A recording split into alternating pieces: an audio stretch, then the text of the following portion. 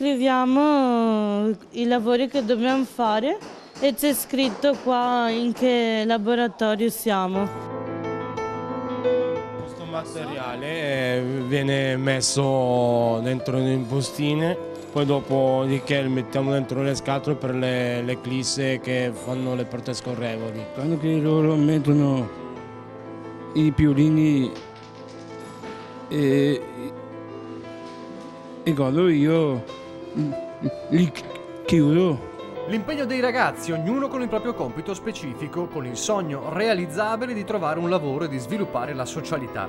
La Rosa Canina di Montebelluna da 30 anni è questo, un centro di lavoro guidato per persone con disabilità, formazione di primo e secondo livello, insegnare una manualità o affinare delle capacità che già esistono. Si occupano di assemblaggi, di confezionamenti, di kit per la falegnameria o anche di gadget per birreria, birrificio artigianale, altre appunto lavorazioni di aziende del territorio. Una trentina di persone sotto l'occhio degli operatori, c'è chi poi è stato assunto dalle aziende all'esterno o che è diventato dipendente proprio della stessa cooperativa. Sto facendo il 9+1, che sono 9 vitini queste qua, più un sacchettino di queste. Questo è il ferro, questo qua è la vite.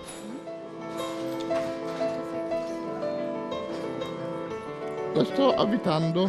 Questo è un tappo, questo praticamente è un ferro zincato e praticamente va inserito dentro questo buchetto e poi c'è questo altro pezzettino di plastica piccolino che va inserito dentro al buchetto.